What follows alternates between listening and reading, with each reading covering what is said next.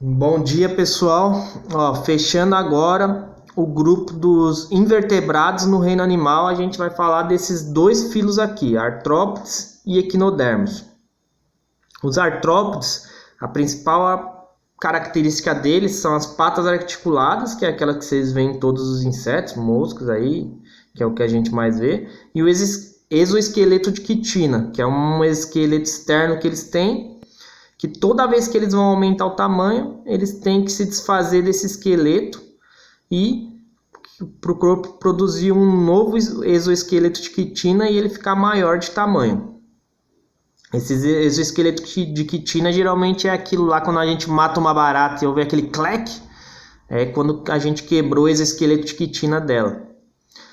Então, digestório completo com glândulas anexas, lembrando que essas glândulas anexas aí vão ser os órgãos futuramente, os órgãos do sistema digestório igual o nosso, mas aqui ainda são glândulas. Respiração branquial traqueal, que é uma traqueia primitiva que os artrópodes têm. Circulação aberta, ou seja, o sangue é simplesmente jogado lá dentro deles. Não tem artéria, não tem veia, nem capilar, igual nós que temos a circulação fechada. Na excreção, eles têm uma estrutura também, que é exclusiva dos artrópodes, que são os túbulos de Malpighi.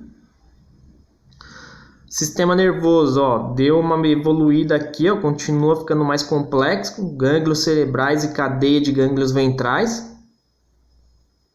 A reprodução, a fecundação dos artrópodes todas são internas, ou seja, todos os artrópodes têm um lugar certo para depositar lá os gametas, mas o desenvolvimento deles, dependendo de espécie para espécie, pode ser indireto, que é através de ovo, larva, adulto, que lembra que eu falei, indireto tem transformação, ou direta, que é igual ao adulto, só vai crescer de tamanho e amadurecer sexualmente.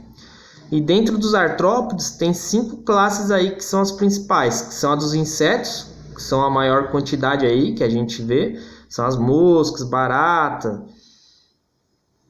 a maioria aí é joaninha. Então a maioria a gente geralmente considera tudo inseto, né? Mas eles têm classes diferentes aí. Daí dos aracnídeos, que são da aranha, escorpião, carrapato, os mais conhecidos, crustáceos, o caranguejo. Quilópodes são aqueles artrópodes segmentados, igual a minhoca que tem vários risquinhos nelas, aquilo são segmentos. Então, em cada segmento do quilópode tem um par de patas. O exemplo mais conhecido, a centopeia. E diplópode é aqueles que tem em cada segmento, também é todo segmentado, em cada segmento tem 2 pares de patas. Então, o exemplo aqui é a lacraia aí. Então, essas são as principais classes aí dos artrópodes. E eles são divididos nessas 5 classes. E lembrando, os artrópodes são, em proporção numérica, são as espécies que mais quantidade tem na Terra. Então, se fosse fazer uma contagem de espécies aí de todos os filos do reino animal, os artrópodes seriam que teriam o maior número aí, o maior número de integrantes aí, representantes aí, bem maior do que o nosso. Claro, lembrando que a maioria dos artrópodes tem o ciclo de vida curto. E o último filo aí dos invertebrados, os equinodermos, que tem como característica principal o sistema ambulacrário. O que é esse sistema ambulacrário?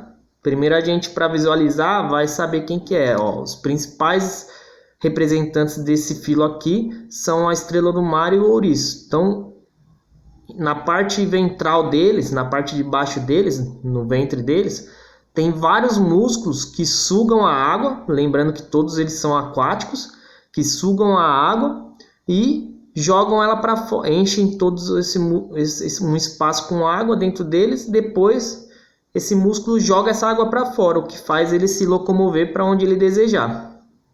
Então isso que é o sistema ambulacrário, um sistema de locomoção deles, apesar que eles na maior parte do tempo ficam fixos. O digestório deles também, ó, completo, com glândulas anexas, a respiração, difusão e branquial. Então eles usam 2 sistemas para respirar. Excreção só por difusão, circulação aberta, lembrando, o sangue só é jogado lá dentro e o corpo absorve os nutrientes. Sistema nervoso, apenas nervos, apesar de ter ficado um pouco mais simples, ainda tem um sistema nervoso bem desenvolvido. E a reprodução, a fecundação deles só é externa, ou seja, eles jogam lá os gametas na água e os gametas se fecundam na água. E o desenvolvimento de todas as espécies de equinodermo são indireto, ou seja, tem transformação, ovo, larva, depois fase adulta. E aqui, ó, depois vocês podem pesquisar, as estrelas do mar, ela tem uma característica de regeneração, que é muito estudada por vários cientistas. Então, quando ela perde uma das pontas dela, ela, por algum ataque ou por algum acidente, ela consegue regenerar. Não do mesmo jeito, não do mesmo tamanho, mas consegue regenerar todo o membro. Vocês podem dar uma procurada aí nessas imagens aí. Então, ó, aqui a gente fechou os invertebrados do reino animal. Nas próximas aulas aí a gente vai ver os vertebrados, que é onde a gente entra aí. O próximo filo é onde a gente entra. Nós somos uma das classes dos vertebrados aí, os mamíferos. Então até a próxima aula.